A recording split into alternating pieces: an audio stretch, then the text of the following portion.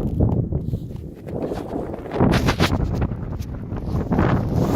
there to all viewers of Random Gaming. I guess you could say this is one of those unusual videos like so many of the other ones I've done.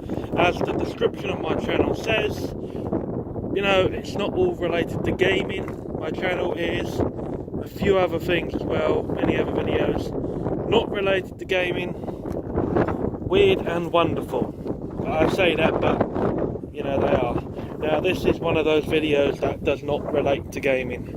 Not really. This doesn't really look like it, but to those of you that would know, I guess maybe you've twigged it already, is I would say what's left, but still very much intact from the outside as it would appear anyway.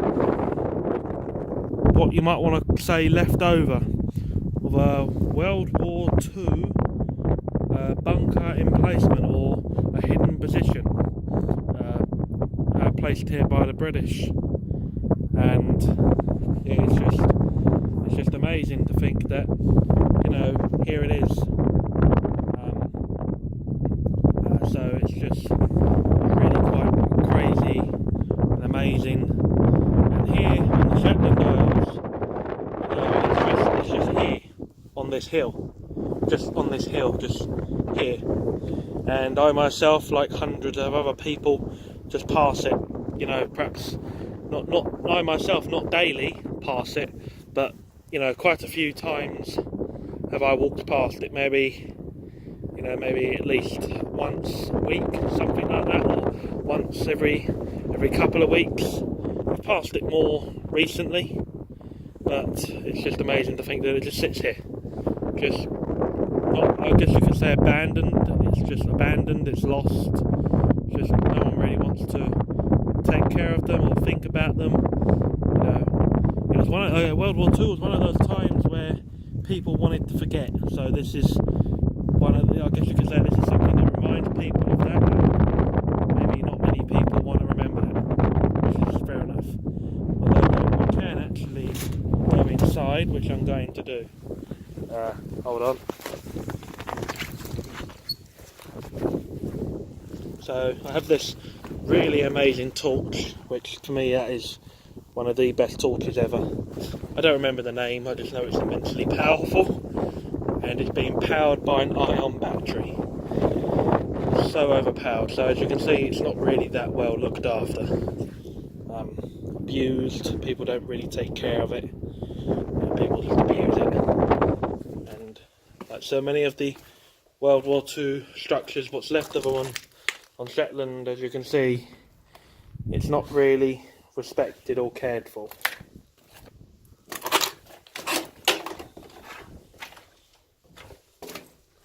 And there's one of the rooms I honestly cannot say that I would know much about the bunkers. I can only really guess and imagine so much, but you know, so I can't really say that I know what these rooms would have been for, what purpose they would have served, what meaning they would have had. But I suppose coming near to the end of the war, at the end of the war, they would have been cleared out. Any ammunition or equipment would have been taken, and the British, you know, military-wise, the British would have packed up and left. And this is what was left behind. And like I say, as you can see, it's not really well respected anymore. There are many more World War II, I guess you could say, reminders all over Shetland. Bunkers and sniper positions alike. On one of the isles, I believe there's a crashed German aircraft, what remains of it, and Shetland is very well littered with World War II bunkers and reminders and positions. But you can just see there how thick the walls were between each room, and that is just pure thick and also reinforced concrete steel there, just purely thick reinforced concrete with steel, and it's actually coming down apart now here. It's actually falling apart. See, you can actually, maybe it's just me, but it feels like it's falling apart, but it is still holding together. I'm actually getting sort of things falling, like bits of the concrete falling on top of my head here. So it's not, it does sort of make me feel like it's going to cave in any minute, but you can see that it's very much still intact. There, for example, you can see the air filter positions to keep the air inside here clean if there was a gas or a chemical attack. A window, not really quite sure what the land around this would have looked like during its time in operation and action, although I don't know really. This window would have had the grass at this level, so I imagine the land has changed since then. That is quite amazing to think about. It's quite mind-blowing to think about. So you have to imagine the stories that if this bunker could talk to you, imagine the stories that it could tell. The people that were here, what happened, and you know, it's mind-blowing enough just thinking about that. Actually getting told that would be absolutely just mind-exploding, I believe. And there's an example. Obviously the sheep come in here to shelter from the weather, and I'm not sure if that's what's remaining of a sheep. I think it might be. I think I came in here once before and there was a deceased sheep.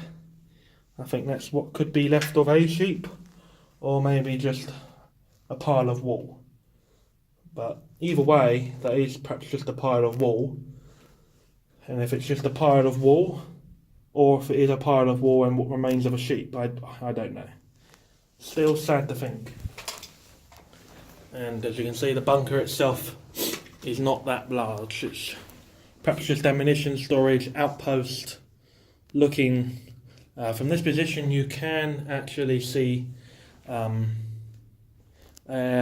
of, sort of pretty much over Lerwick. So this would have been a good position to look over Lerwick and look out at the sea. So, you know, this would have been a good position. And there's that hole again. You can just see that. And how unbelievably thick that is, concrete wise. You can see all the reinforced steel in the bar, the steel coming through all the steel rods. And again another window with the air filtering holes, part of the air filtering system, and another window. As you can see, it's all very rusted inside. Still, it's rusted, but still solid steel. And it's not particularly very pleasant in here. Underneath all this mud and sheep shit, there is, I imagine, a solid concrete floor, just as you can see here. You can see here there is a bit of a solid concrete floor there, and I imagine under all this crap and all this rubbish, there is a solid concrete floor. Just like the walls here, where people have graffitied. So there you go, there is a World War II bunker. There are many others. I know of 3 more, I think, 2 or 3 more. Possibly 4, I don't know. I haven't really counted them, but I know of others. If you'd like to see them, which I may go ahead and do videos of them, please tell me about that, as I would be happy to do so. And I may do them anyway, because this is perhaps a forgotten part of history, but still, I guess you could say it's not a forgotten part of history, and it's an interesting part of history. Also a part of history we will never fully understand or know the truth of. But here is something. Here is an interesting part of it you can perhaps only imagine. Step outside, and here's what it looks like on the outside.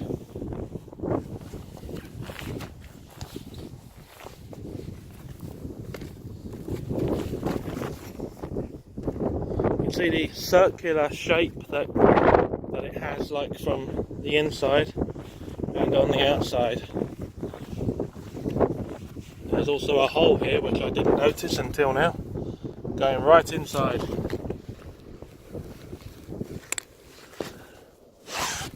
And again you can see the pure thickness and reinforced steel concrete.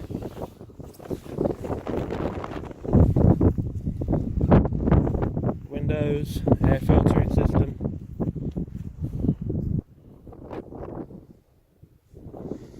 And as you can see from here, you would have been able to see pretty much over Lerwick.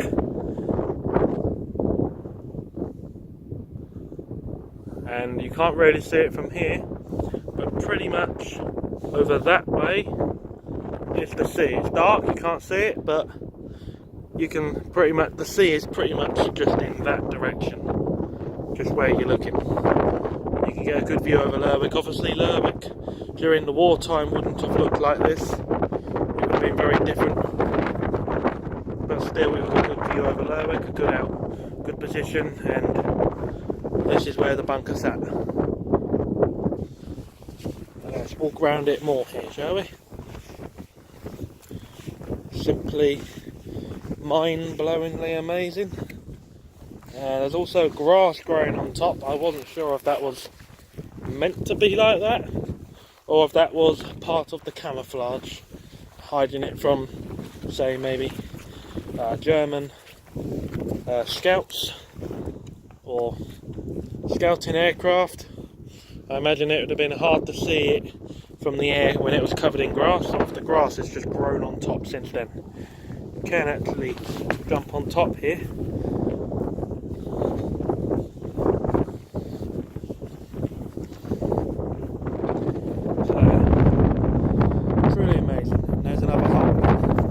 Keep missing these holes. How do I not notice them? So it's a bit. The bunker itself is very much beaten and battered, but it is still here and it is still standing. So the war may be over, but the bunker is still here. And the bunker obviously refuses to leave. It was built and put here for a reason, and the bunker hasn't yet, I guess you could say, given up. In my personal opinion, the bunkers should be looked after and taken care of, but they're not. And to me, that's quite sad and rather very, very disrespectful. Forgotten time of the past or not, it's a time of the past that happened, and it should be both learned from, understood, and respected. And a piece of the past, such as this bunker, should not be neglected and disrespected in this way. If you agree, please go ahead and comment about this video in the comments down below. If you like this video, please like, subscribe and share. And until next time, this has been another weird and wonderful video from Random Gaming. Until next time, people.